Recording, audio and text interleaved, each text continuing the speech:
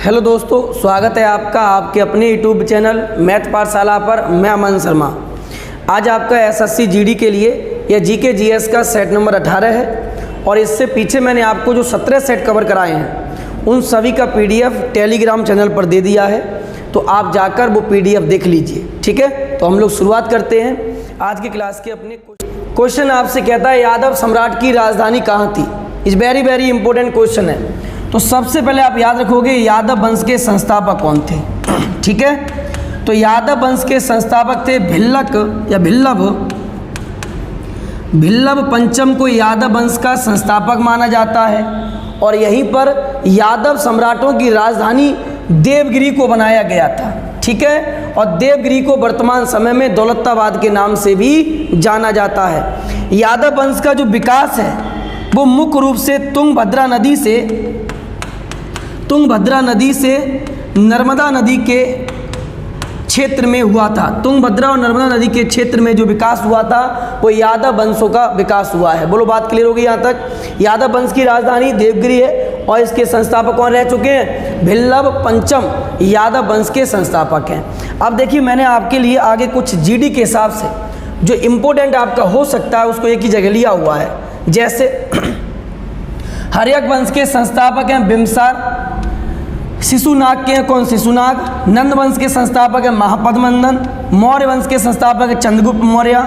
शुंग वंश का पुष्यमित्र शुंग। कंडव वंश का वासुदेव। सातवाहन सिमुख। इच्छुक वंश का श्री शांतमूल। कुशाल वंश कुजलकटफिशिस। गुप्त वंश का है श्रीगुप्त। साथ में ही इनका राजधानी भी आपको याद रखना है। हर्यक वंश की राजधानी राजगृह थी। शिशुनाग वंश की राजधानी पाटलिपुत्र।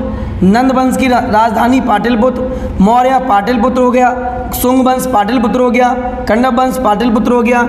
जबकि सातवाहन वंश की राजधानी थी प्रतिष्ठान। ठीक है, इच्छाबुक वंश की राजधानी थी नागार्जुन कोंड। ठीक है, आगे कुषाण वंश की राजधानी पुरुषपुर या पेशावर जिसे हम कहते हैं। गुप्त वंश की राजधानी थी पाटलिपुत्र।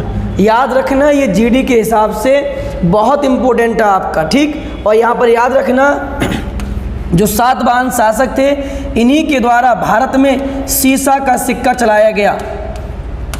सीसा का सिक्का किन शासकों ने भारत में चलाए थे? तो याद रखना, सीसे के सिक्के सर्वप्रथम सातवाहन वंश के शासकों के द्वारा शुरू किए गए थे। ठीक है, अगला क्वेश्चन आइए। अब यहाँ पर मैंने कुछ आपको लिया भारतीय इतिहास की प्रमुख संधियाँ। हमेशा एक संधि जीडी में पूछी जाती है कि कौन सालाबाई की संधि कब हुई है, बसीन की संधि कब हुई है, तो इनको याद रखना है। आइए यहाँ पर गौर से देखना है। तो सूरत की संधि कब हुई है? 1775 में सूरत की संधि हुई है। पुरंदर की संधि 1776 में हुई है। बड़गांव की संधि 1779 में हुई है। सालाबाई की संधि 1882 में। संगोला की संधि 1816 में और वहीं पर इलाहाबाद की संधि 1765 में हुई है। याद रखना इतनी बात। ठीक है, वहीं पर याद रखोगे। श्रीरंगपट्टनम की संधि कब हुई है? तो ये 1792 में। श्रीरंगपट्टनम की संधि कब हुई है? 1792।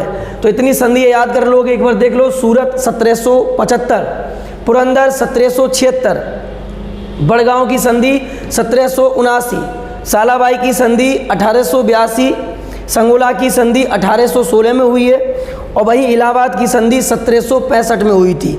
इतनी संधियाँ यदि आप याद कर लोगे एक क्वेश्चन आपका जीडी में कंफर्म हो जाएगा। ठीक है, चलिए अगला क्वेश्चन देखिए।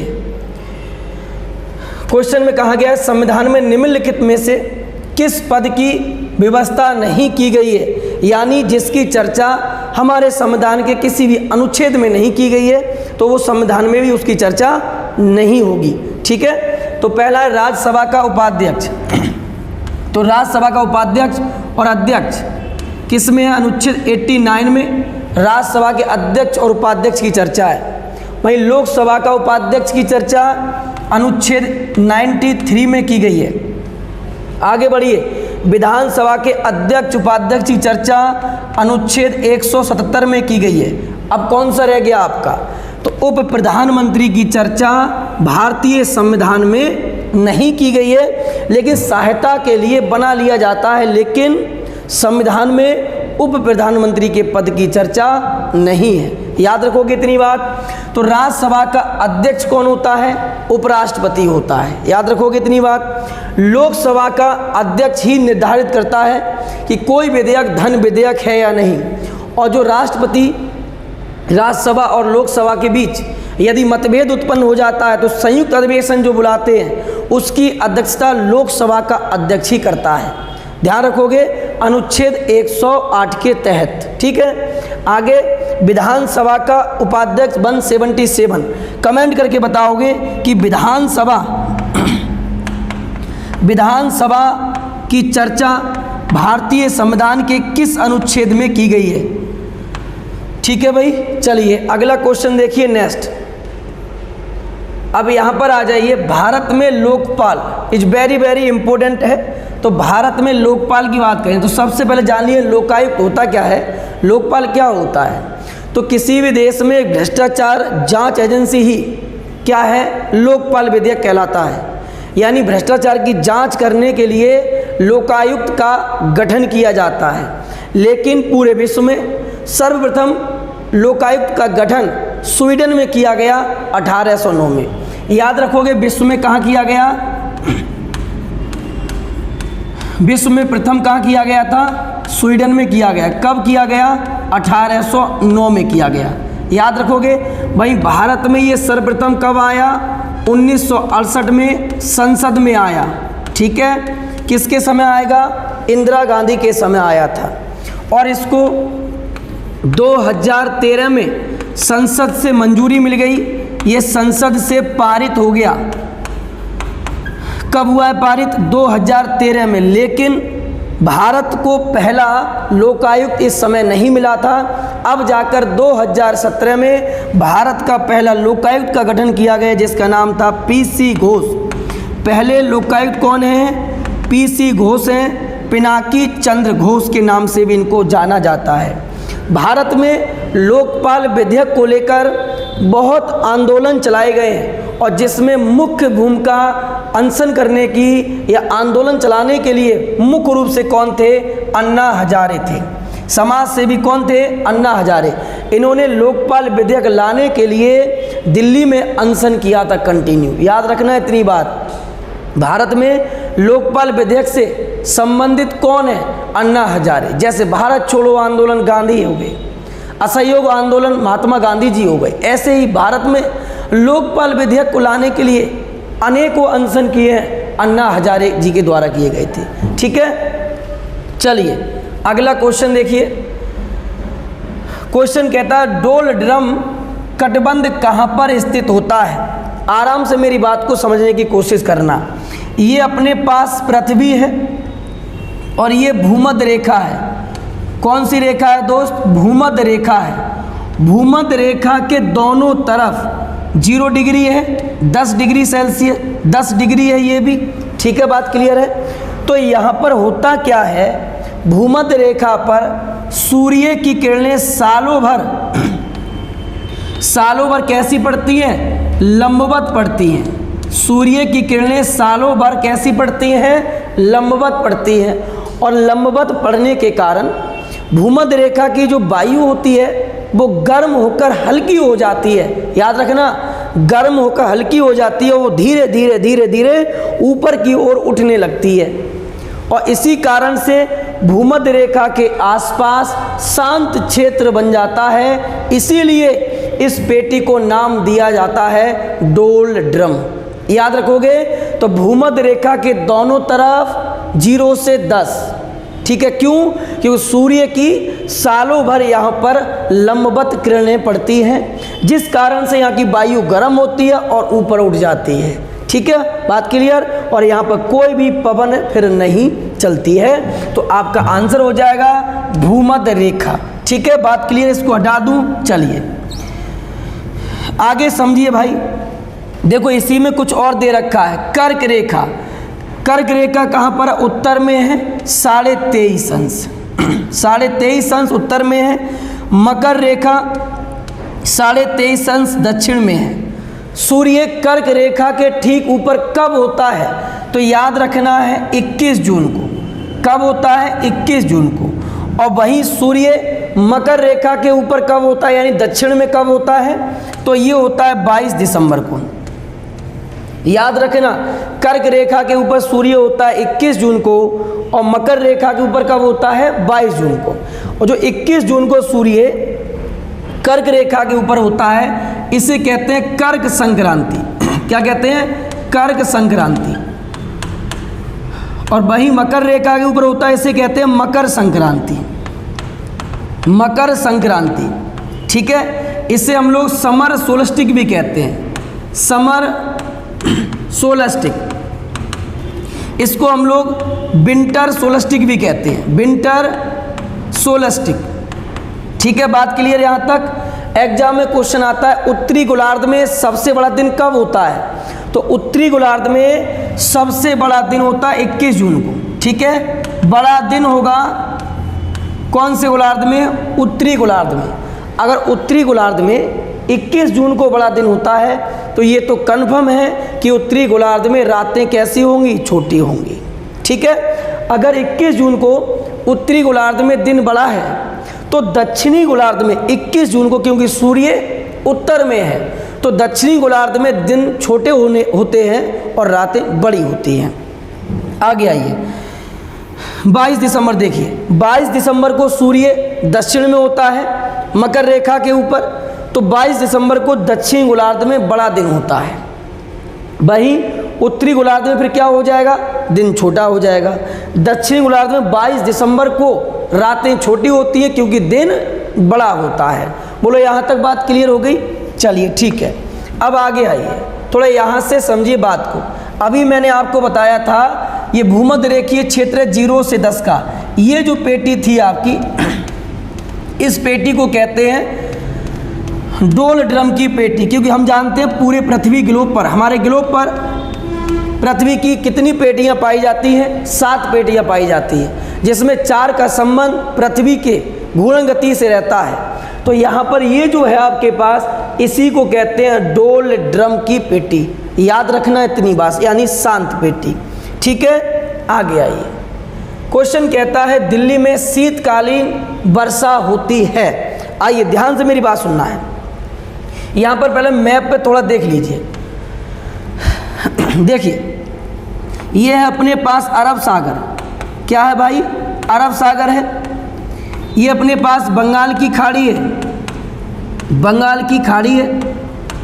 तो होता क्या है, अरब सागर से जो पवनें उठती हैं, अरब सागर से जो पवनें चलती हैं, इन्हीं को कहते हैं दक्षिण पश्चिमी मानसून। दक्षिण पश्चिमी मानसून। और भारत में लगभग 70% वर्षा दक्षिण पश्चिमी मानसून से होती है। ये मानसून केरल के तट पर जून के प्रथम सप्ताह में आ जाता है, लेकिन 15 जुलाई तक ये पूरे भारत में बारिश कर देता है। तो भारत में सर्वाधिक वर्षा कौन सी होती है, दक्षिण पश्चिमी मानसून से होती है। बोलो बात क्लियर होगी। लेकिन दक्षिणी पश्चिमी मानसून से कोरोमंडल के तट पे बारिश नहीं होती है, और वहीं पर पश्चिमी राजस्थान में बारिश नहीं होती है। अच्छा, एग्जाम में क्वेश्चन आ गया कि पश्चिमी राजस्थान में बारिश ना होने का प्रमुख कारण क्या है, तो इसका प्रमुख कारण है अरावली पर्वत का समानांतर स्थित होना। याद रखोगे, ठीक है। तो याद रखना है दक्षिणी पश्चिमी मानसून से बारिश नहीं होती है आंध्र प्रदेश, तमिलनाडु, राजस्थान का पश्चिमी हिस्सा।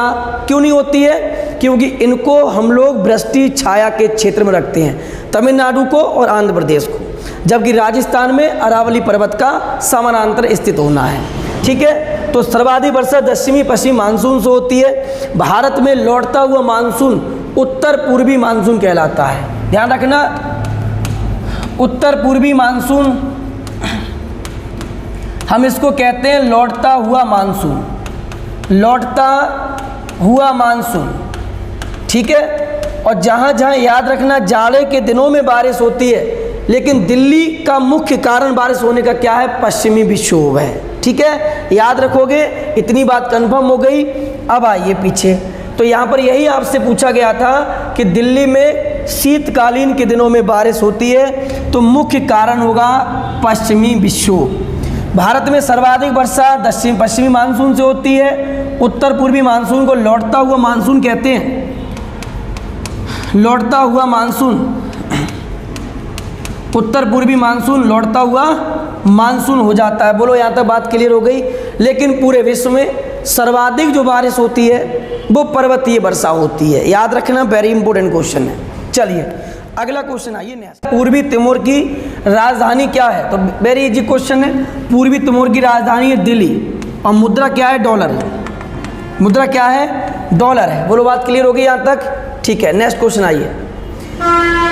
क्वेश्चन कहता है राष्ट्रीय कृषि बीमा योजना किस वर्ष प्रारंभ की गई? तो राष्ट्रीय कृषि बीमा योजना, इसमें होता क्या है, यदि फसल किसी रोग के कारण मारी जाती है या किसी बारिश के कारण मारी जाती है, बारिश हो गया या मौसम हो गया मानसून के कारण सूखा पड़ गया, ऐसी कंडीशन में होता क्या है, राष्ट्रीय कृषि बीमा योजना के तहत किसानों को कुछ सहायता दी जाती है। और ये है आपकी 1999। कब चलाई गई? 1999। आगे आइए, कुछ क्वेश्चन मैंने आपके लिए और लिए हैं। ये कुछ लल्ला क्वेश्चन मैंने आपको लिए हैं। ये हमेशा क्वेश्चन ऐसे ही बनेंगे आपके। बंधुआ मजदूरी अधिनियम कब भारत में आया? 1976।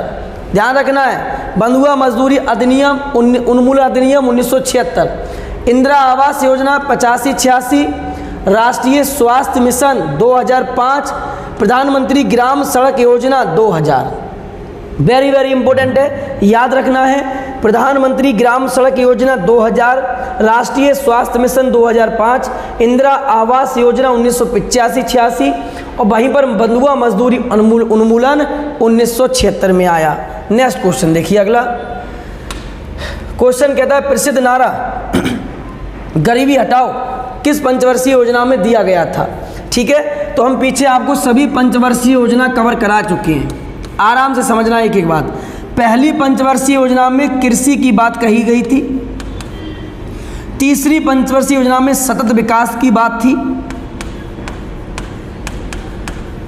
उसके बाद चौथी पंचवर्षीय योजना में जनगणना से संबंधित बात कही गई थी। जनसंख्या से संबंधित पहली बार बात कही गई थी। और पांचवी पंचवर्षीय योजना में गरीबी उन्मूलन के बारे में बताया गया था। बोलो बात क्लियर हो गई? तो आपका आंसर क्या हो जाएगा? गरीबी उन्मूलन, पांचवी पंचवर्षीय योजना।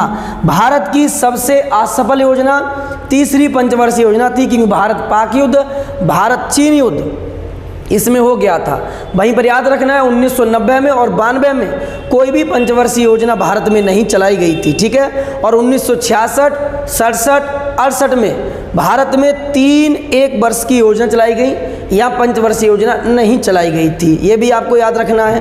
पंचवर्षीय योजना उस समय योजना आयोग के हाथ में हुआ करता था, जिसका अध्यक्ष प्रधानमंत्री होते थे। आज योजना आयोग के स्थान पर नीति आयोग आ गया है, लेकिन उसके भी अध्यक्ष कौन होते हैं? प्रधानमंत्री होते हैं। ठीक है, चलिए अगला क्वेश्चन देखिए। नेक्स्ट क्वेश्चन कहता है रॉकेट को अंतरिक्ष में छोड़ने के लिए कितने न्यूनतम पलायन वेग की आवश्यकता होती है? पलायन वेग होता क्या है? एक ऐसा वेग जिस वेग से कोई वस्तु फेंक दो तो वो अंतरिक्ष से लौटकर वापस ना आए, अंतरिक्ष में ही चक्कर काटने लग जाए, उसे कहते हैं पलायन वेग। ठीक है, तो रॉकेट के लिए होता है 11 किलोमीटर पर सेकंड। भाई याद रखना है, पृथ्वी से किसी वस्तु को फेंक दो 11.2 किलोमीटर पर सेकंड से वापस नहीं आएगी। यदि आप चंद्रमा से फेंकना चाहते हैं तो इसके लिए पलायन वेग होता है 2.35 किलोमीटर पर सेकंड होता है। ठीक है भाई, सूर्य के लिए पलायन वेग कितना होता है? तो ये 42 किलोमीटर पर सेकंड होता है। तो सूर्य के लिए पलायन वेग 42 किलोमीटर पर सेकंड, चंद्रमा के लिए 2.35 होता है और पृथ्वी के लिए पलायन वेग 11.2 किलोमीटर पर सेकंड होता है। बोलो बात क्लियर हो गई? ठीक है, अगला क्वेश्चन देखिए। नेक्स्ट क्वेश्चन कहता है मैग्नेटाइट एक क्या है? पिछले क्लासों में मैंने बताया hematite, magnetite, iron pyrite, siderite, ये सब क्या है? लोहा के प्रमुख अयस्क हैं। और यहीं पर मैग्नेटाइट के बारे में पूछा हुआ है। ये लोहे का चुंबकीय अयस्क है। ये Fe3O4 होता है। क्या होता है? Fe3O4 होता है। वही Fe2O3 क्या होता है? हेमेटाइट। ये क्या होता है, हेमेटाइट का सूत्र क्या होता है भाई, Fe2O3 होता है। ठीक है, याद रखोगे इतनी बात। चलिए अगला क्वेश्चन देखिए। नेक्स्ट क्वेश्चन कहता है बेकिंग सोडा का रासायनिक सूत्र क्या है। ये क्वेश्चन कई बार हो गया है। ठीक है, तो बेकिंग सोडा का रासायनिक सूत्र होता है NaOH NaHCO3 बेकिंग सोडा कहलाता है।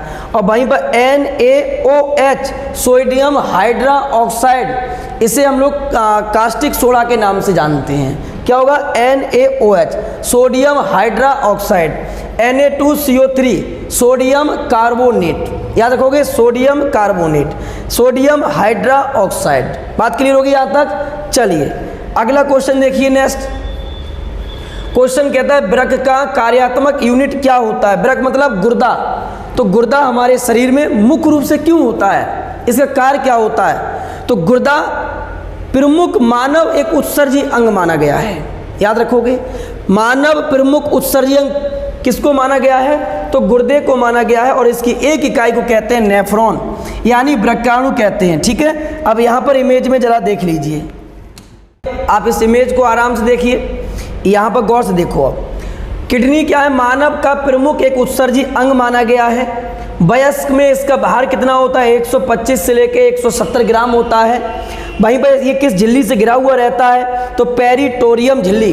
किडनी किससे घिरी हुई रहती है, पेरिटोरियम झिल्ली से। वजन कितना होता है, 125 से 170 होता है। और इन्हीं के ऊपर क्या पाया जाता है, एक एड्रीनल ग्रंथि पाई जाती है। एड्रीनल ग्रंथि पाई जाती है। ठीक है, याद रखोगे। और एड्रीनल ग्रंथि से क्या निकलता है, ये आपको कमेंट करके बताना है कि एड्रीनल ग्रंथि से कौन सा हार्मोन निकलता है। ठीक है, चलिए अगला क्वेश्चन देखिए। नेक्स्ट अगले क्वेश्चन पे आइए। क्वेश्चन कहता है मलेरिया किसके द्वारा एक व्यक्ति से दूसरे व्यक्ति तक आंतरित किया जाता है। It's very very important question है। देखिए, मादा जितनी भी होती है वो हमेशा खून चूसती है, ऐसे याद रखना है। याद रखोगे, मादा जितनी भी होती है वो हमेशा खून चूसती हैं। याद रहेगा आपको कैसे, देखिए। तो मादा जितने भी मच्छर होंगे वही रोग करते हैं। ठीक है, तो मलेरिया का रोग वाहक होता है मादा एनाफ्लीज मच्छर। कौन सा होता है, मादा एनाफ्लीज मच्छर होता है। और इसमें आरबीसी रेड ब्लड सेल और यकृत प्रमुख रूप से प्रभावित होते हैं। कौन कौन प्रभावित होता है, आरबीसी और यकृत। ठीक है, बात क्लियर हो गई। अब देखिए कुछ मादाओं के द्वारा और रोग देख लीजिए। यहाँ पर आइए, यहाँ देखो, मादा एडिस मच्छर से क्या होता है, डेंगू होता है, हड्डी तोड़ बुखार होता है डेंगू। प्लेटों की संख्या शरीर में कम जाती है, लेकिन सबके पीछे मादा का हाथ होता है। मादा क्यूलेक्स मच्छर है ये। मादा क्यूलेक्स मच्छर से क्या होता है, फाइलेरिया होता है। मादा एनाफ्लीज से क्या हो गया, मलेरिया। याद रखोगे, मादा एडिस डेंगू, मादा क्यूलेक्स फाइलेरिया और मादा एनाफ्लीज मलेरिया। ठीक है, देखिए अगला क्वेश्चन कहता है सीपीयू का निस्पंदन प्रायः किसमें किया जाता है। यानी सीपीयू की गणना, कंप्यूटर के मस्तिष्क की गणना किसमें की जाती है, तो ये MIPS में होती है, मिलियन इंट्रैक्शन पर सेकंड। क्या होगा, मिलियन इंट्रैक्शन पर सेकंड में होती है। बोलो, बात क्लियर हो गई। चलिए अब एक क्वेश्चन आपका एग्जाम में यहाँ से रहता है, तो मैंने इसको एक स्लाइड में लिया है, गौर से देखो। बाइनरी रीड क्या होता है, एक बिट होता है। एक बिट में 8 बिट्स होता है। एक बाइट में, एक KB में 1024 बाइट्स होता है। एक MB में 1024 KB होता है। एक GB 1024 MB, एक TB 1024 GB, एक PB 1024 TB, एक EB 1024 PB, एक ZB 1024 EB। अगर आप यहीं तक याद कर लेते हैं तो आपका पेपर में काम चल जाएगा। ठीक है, इतना ही याद कर लेना है, इतने में ही काम चल जाएगा। ठीक है, पिछली बार GD में एक बाइट पूछा गया था जो 8 बिट्स के बराबर होता है। चलिए अगला क्वेश्चन देखिए। नेक्स्ट यहाँ आइए, वीडियो टेप का आविष्कार किसके द्वारा किया गया था, तो ये आविष्कार चार्ल्स गिन्सबर्ग ने किया है। वीडियो टेप का आविष्कार किसने किया है, चार्ल्स गिन्सबर्ग के द्वारा किया गया। अगला क्वेश्चन, इंदिरा गांधी परमाणु अनुसंधान केंद्र कहाँ पर स्थित है? तो इंदिरा गांधी परमाणु अनुसंधान केंद्र कलपक्कम में स्थित है और इसकी स्थापना 1971 में होती है। ठीक है, कमेंट करके बताओगे श्रीहरिकोटा में कौन सा परमाणु अनुसंधान केंद्र है। ठीक है, चलिए अगला क्वेश्चन देखिए। नेक्स्ट आगे आइए, यहाँ थोड़ा देख लीजिए, वेरी इंपॉर्टेंट पॉइंट मैंने आपके लिए लिया है। भारत का पहला परमाणु रिएक्टर कौन सा था?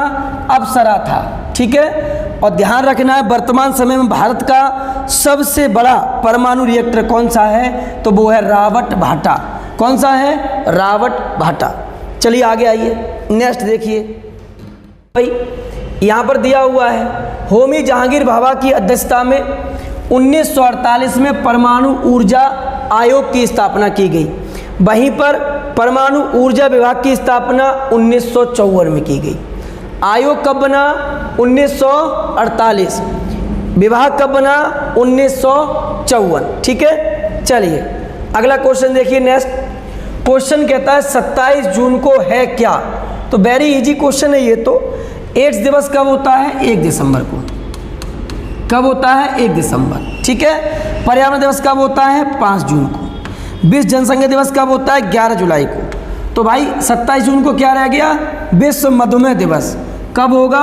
27 जून। ठीक है, अब देखिए मैंने कुछ जून माह के आपको दिवस लिए हुए हैं। यहाँ आइए, 1 जुलाई को होता है चिकित्सा दिवस। ठीक है, 11 जुलाई को विश्व जनसंख्या दिवस, 26 जुलाई को कारगिल विजय दिवस, 28 जुलाई को विश्व हेपेटाइटिस दिवस और 29 जुलाई को अंतर्राष्ट्रीय बाघ दिवस। इज वेरी वेरी इंपॉर्टेंट, अंतर्राष्ट्रीय बाघ दिवस। कमेंट कर दो कि बाघ परियोजना भारत में कब चलाई गई? बाघ परियोजना भारत में कब चलाई गई? आगे आइए, कुछ जून का भी दिवस देख लीजिए यहाँ से। 1 जून को विश्व दूध दिवस होता है, 5 जून को पर्यावरण दिवस होता है, 14 जून को विश्व रक्तदान दिवस है, 20 जून को विश्व शरणार्थी दिवस है और 21 जून को अंतर्राष्ट्रीय योग दिवस है। ठीक है, क्वेश्चन देखिए। क्वेश्चन कहता है कारगिल की लड़ाई में पाकिस्तान के विरुद्ध भारतीय सेना ने आक्रामकता का किस नाम से जाना जाता है? यानी जब कारगिल युद्ध 1999 में हुआ था उसको क्या नाम दिया गया था? तो ऑपरेशन विजय। क्या नाम था? ऑपरेशन विजय। कमेंट करके आप लोग बताओगे मुझे कि पहला परमाणु परीक्षण जब हुआ था भारत में पोखरण राजस्थान से, उसे क्या नाम दिया गया था? ठीक है, तो आज का क्लास रहता है अपना यहीं तक। आपसे नेक्स्ट क्लास में मिला जाएगा। आप कमेंट करके ज़रूर बताना कि कैसा लगा आज का क्लास। चलिए मिलते हैं नेक्स्ट क्लास में, तब तक के लिए थैंक यू, धन्यवाद।